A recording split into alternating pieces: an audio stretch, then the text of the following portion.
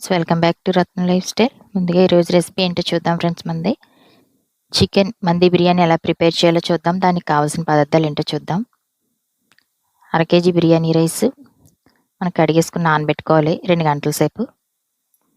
Chicken magnet చేసుకుని 2-3 గంటలు నానితే బాగుంటుంది టేస్ట్. దానికి కావాల్సిన మసాలా ఏంటో చూద్దాం. 1 స్పూన్ ధనియాలు, 1 స్పూన్ జీలకర్ర, చిన్న జాజికాయ, చాపత్రి,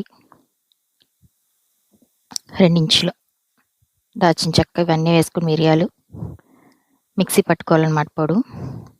మసాలా ఇలా ఫ్రెష్గా ప్రిపేర్ చేసుకోవడం వల్ల టేస్ట్ చాలా బాగుంటుంది. మనం మిక్సీ పట్టుకున్న మసాలా పొడి, టేస్ట్ తగ్గ సాల్ట్, చికెన్ కడిగేసి మనం ఇలా ఘాట్లు పెట్టుకోవాలన్నమాట. మసాలా బాగా వెళ్ళి బాగుంటుంది చికెన్కి పట్టి. దీంట్లోనే మనం 2 స్పూన్లు కారం, టేస్ట్ తగ్గ సాల్ట్, అల్లం వెల్లుల్లిపాయ పేస్ట్ ఫ్రెష్ది 2 స్పూన్లు, ఇవన్నీ వేసుకుని ఒకసారి కలిపేసుకుని దీన్ని మ్యాగ్నేట్ చేసి నానబెట్టుకోవాలన్నమాట. మనకి టైం ఉంటే ఒక పూట అంతా నానితే బాగుంటుంది.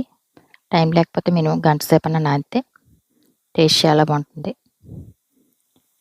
ఇవి బాగా ఇలా మ్యాగ్నేట్ చేసుకుని పక్కన పెట్టుకుని నేను 2 గంటల తర్వాత చూపిస్తున్నాను అనమాట. ఇలాగ ఆవిరి మీద పెట్టుకోవాలన్నమాట. మనం ముందుగా మ్యాగ్నేట్ చేసుకున్న చికెన్ని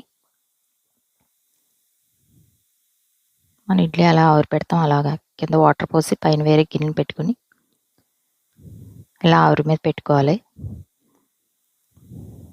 సగం దాకా బాయిల్ అయిపోతాయి అన్నమాట. అటు ఇటు కూడా మార్చుకోవాలి. ఒక 10 నిమిషాలు ఉంచుకుని మళ్ళీ రెండే వైపు కూడా మార్చుకుని అటు ఇటు ఉడకనందుకు నాకు అరగంట సేపు పట్టింది.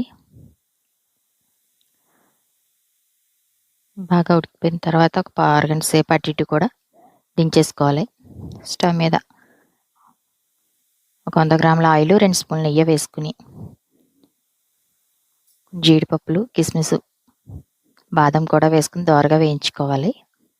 మనం పైన వేసుకున్నందుకు బిర్యానీ పైన డెకరేషన్ చేసుకునేందుకు బాగుంటాయి అన్నమాట. ఇవన్నీ వేగిపోయాక దోరగా తీసేసి పక్కన పెట్టుకుని మనం ముందుగా హాఫ్ బాయిల్ చేసిన చికెన్ని దోరగా వేయించుకోవాలి. చికెన్ దోరగా వేగితే చాలా బాగుంటుంది టేస్ట్. చికెన్ మంది కంటే పెద్ద పెద్ద ముక్కల కింద కొట్టించుకోవాలి.